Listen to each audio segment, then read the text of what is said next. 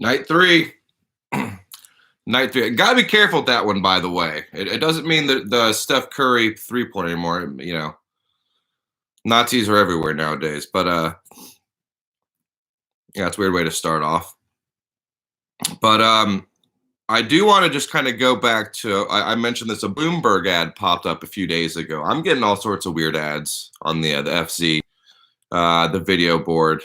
This one was some sort of guy talking about a 78% of your sexual health and reclaiming your masculinity.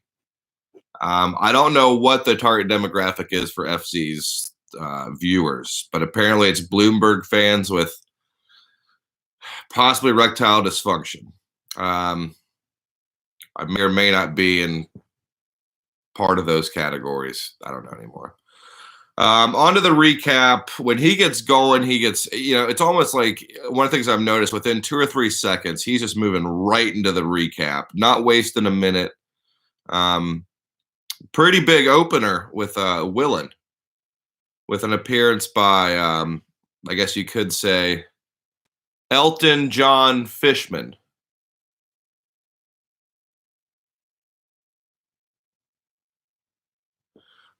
Enjoyed the suit, enjoyed the commentary on the suit, enjoyed the recap of the costume change.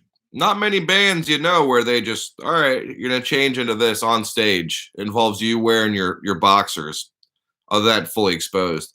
He did mention, I think 45 seconds in, something about the rumors were confirmed. I'm not sure what sort of rumors he's heard or is privy to about John Fishman's genitalia. I assume that's what he was alluding to.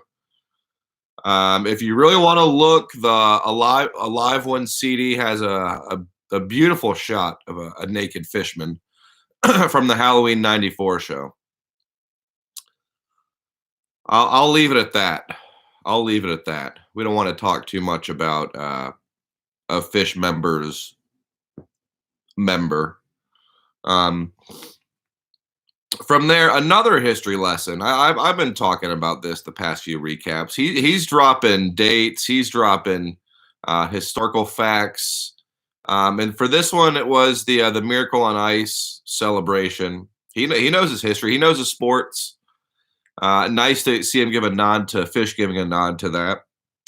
A lot of red marker. By the way, how did it take me 2 minutes 45 seconds to get to the fact that the whiteboard made an appearance? Waiting for it, stringing us along. I don't even think it even was there at all for any of the New Year's run. He waits until night 3.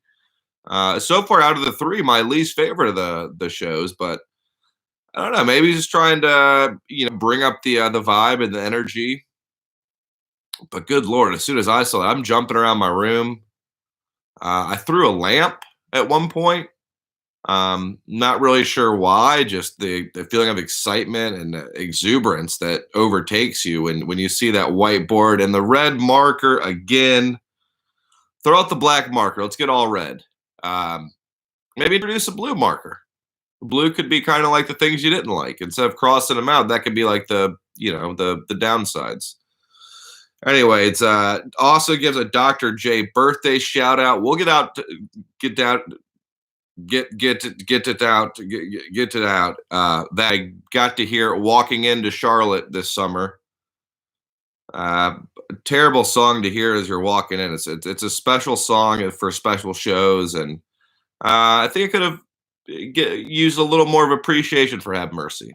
It's a rarity to say the least.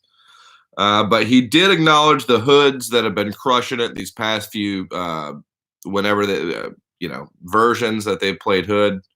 I didn't hear last night's hood. I think I fell asleep for that part maybe, but I don't know. He did mention Julius, and from what I've gathered in the past, I thought he hasn't liked Julius. He's anti-Julius, anti-Chomper Anthem. Apparently, he's been craving a Julius. He wants Julius to come back. But as far as the highlight of the recap for me by far, speaking of Julius, when I don't know if he Me Too'd Julius Irving. He may have Me Too Dr. J. You know, that might be the next headline. Basketball scoring legend Julius Erving accused of exposing himself to young men in a hotel pool deck at 3 in the morning. Why not have that be the next scandal? You know, maybe FZ and his boy aren't the only guys this happened to. Maybe that's a thing Dr. J does. Maybe he shows up at random pools in the Philadelphia area and just disrobes in the middle of the night. It's just a strange story. I don't want to question the legitimacy of it. As God, whatever FZ says, that's as good as the word of God. So I'm not going to question. I'm not going to try to read into it. I'm going to take it for what it's worth. He saw Dr. J take off his clothes and jump into a pool in the middle of the night and then get out and then, in his words, dry off everything or shakes everything. I'm guessing that's alluding to his penis. He hops in the pool, jumps out of the pool, shakes off his penis, stares up at FZ and his buddy in the hotel, patio area, and kind of gives him a wave. And they're like, Dr. J, Dr. J. And I do like that he said, and that was the last time I ever saw Dr. J. Like, how many of us have seen Dr. J more than one time? Any times. It's like, yeah, I'd never see him again. Like, why would you ever see him in the first place unless he shows up at a pool and takes off his clothes? Reminds me of in 7th grade, a strange dive contest with a buddy that got a little bit risque. A woman got bothered by a little bit of buttocks showing. And I won't get into that. I'll leave that for the good old days. But for me, when you come in with, he ends the video with, and I never see Dr. J again.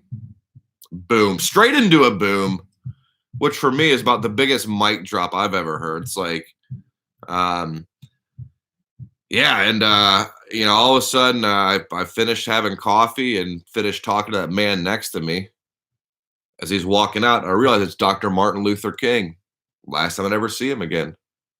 And then boom, it's like, whoa, hold on. That happened. That's a powerful ending. But yeah, that's what I got. Nice to see him. I think we had the Seattle look, the indie rock look, and now it's back to the classic FZ. Just the kid from Dayton, Ohio. Just kind-hearted young man, just sharing his thoughts. Not, I was slightly worried seeing the past few looks as to his general health and well-being, how he's doing, if he's taking care of himself, if he's showering. But I think all those questions were answered yesterday. Looking good, looking back to the healthy young buck that we know him to be. All right, I think that's it. One more night, afternoonish set. I think coming on around 5:30. Wonder what I guess that's what 4:30 time in Dayton. Curious how the man's gonna do his pre-party and how he'll spend his day before and after. I'm usually just curious how he spends all days. I spend a lot of time thinking about what he does with his time. A lot of my time is just thinking about FZ. Anywhere from 14 to 23 hours a day, I'd say. Living the life I live in full dedication to FZappa20. You can compare it to solitary confinement, that 1 hour a day for other activities, but ultimately it's just around the clock. Jail is a bad analogy. It's more like this wonderful sense of freedom and liberation when you do nothing but watch FZ videos. All right. So one time I was hanging out in Charlotte and Ric Flair came up to me, offered me some cocaine, and I said, not today, Rick, not today. Last time I ever saw Ric Flair. Boom.